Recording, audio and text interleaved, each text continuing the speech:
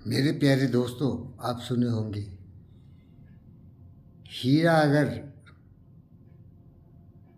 खान से आप निकालते हैं तो धूल धूसरित रहता है, उसमें चमक नहीं रहती, वो एक पत्थर जैसा रहता है।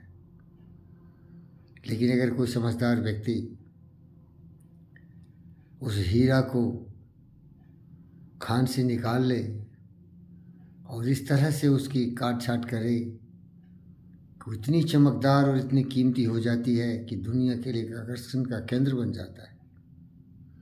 हर व्यक्ति उस हीरे की तरह ही होता है। लेकिन महान गुरुओं के चरण में जाके, जैसे कि हमारे विवेकानंद जी है, स्वामी जी, और ऐसे अनेक महापुरुष, जैसे आप देखेंगे यहाँ परम ज्ञानी ब्रह्म ज्ञानी बुद्ध भी हैं। इन महापुरुषों के संसर्ग में अगर जाए वो व्यक्ति, अगर उसमें इच्छा शक्ति हो तो अपने नकारात्मक विचारों से मुक्ति पा सकता है और पृथ्वी के लिए एक चमकदार हीरे की तरह तराशने में अपने गुरुओं का सहयोग कर सकता है। लेकिन अगर गुरु को ये भ्रम हो जाए कि कोई घटिया किस्म का पत्थर, घटिया से घटिया किस्म का पत्थर हीरा बन सकता है और उसको हीरे की तरह तराशने में अपनी ज़िंदगी खपा दे, अपनी ज़िंदगी का सब कुछ गंवा दे, इस तरह से पागल हो जाए कि उस घटिया किस्म के पत्थर को काटते काटते काटते, उसको तराशते तराशते तराशते अपने जीवन की सारी खुशियों का खजाना ही लुटा दिया हो, सब कुछ उस पत्थर के पीछे लगा दिया हो। लेकिन बाद में वो पत्थर इस तरह से जहरीले पत्थर के रूप में निकलता हो जो कि विनाशकारी विचारों से सर्प की तरह फुफकारने वाला, सर्प की तरह जहरीला बनने वाला वो पत्थर उसके जीवन को ही जला देता है। लेकिन गुरु तो गुरु होना चाहिए। उसको तो अग्नि जला नहीं सकती, वायु सोख नहीं सकता, पानी डुबा नहीं सकती, और उसको शरण में जाना चाहिए। इस ब्रह्मांड के सबसे प्रथम जो फिलोसोफर और दार्शनिक थे, सोक्रेटिस के पास, उसने कहा था, फिक्र मत कर, अगर तुम्हें पत्थर से इतना शौक है तो हीरे की खोज में भटकता चल। हीरा नहीं मिला तो फिक्र मत कर भाई, हीरा मिला तो मालो माल हो जाएगा।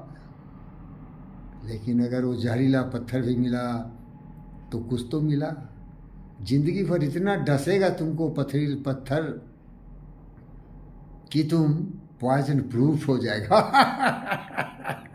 कोई भी जहर तुम्हें विषित नहीं कर सकेगा बेटा, जिस तरह मेरे जीवन में हुआ है। ये सोक्रेटिस का कथन है।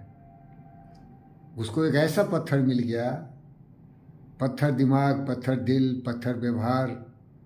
इसी महान संत के साथ रह के भी वो पत्थर अत्यधिक जहरीला, जैसा जहरीला कोई नाग हो ही नहीं सकता, अत्यधिक विषाक्त अग्नि का खजाना, जहाँ जाते ही तुम्हारा सर्वनाश हो जाएगा, जल के भस्म हो जाएंगे, वो भी उसको सुधार नहीं पाए, उस पत्थर को हीरा नहीं बना पाए। फिक्र मत कर। गुजर गए 1000 दिन, गुजर गए ये 4 दिन, जिंदगी की रात में अंधेरों में चलने वाले सूरज की तलाश में, रुकना नहीं, थमना नहीं, मुड़ना नहीं, रोना नहीं, झुकना नहीं, घुटना मत टेकना। ये दोस्त मेरा विवेक पीछे से है ना, यही बोल रहा है। चले जाए, चला जाएगा, दिन गुजर जाएंगे सब कुछ। लेकिन मानसिक संतुलन बना के रहने वाला व्यक्ति कभी भी अकेलापन का महसूस नहीं करता। देख, मेरा दूसरा दोस्त है रविंदर, बता कुछ कहानी अपने ज़िंदगी का। वो हमेशा कहता रहा, যদি তোর ডাক শুনে কেউ না আসে তবে একলা চলো রে, তবে একলা চলো, একলা চলো, একলা চলো, একলা চলো রে, তবে একলা চলো, একলা চলো, একলা চলো, একলা চলো रे, यदि तोर डाक सुने क्यों। देख मेरा तीसरा दोस्त सुभाष, कुछ बता। बता मेरे दर्शकों को कुछ बता, अपना बुद्धि ज्ञान। सुभाष बोस बताओ यार, हम तो एक ही है ना, हम तो महापुरुष हैं। आज़ादी चाहिए हमें, देश की आज़ादी, अज्ञानता के घनघोर अंधकारों से आज़ादी।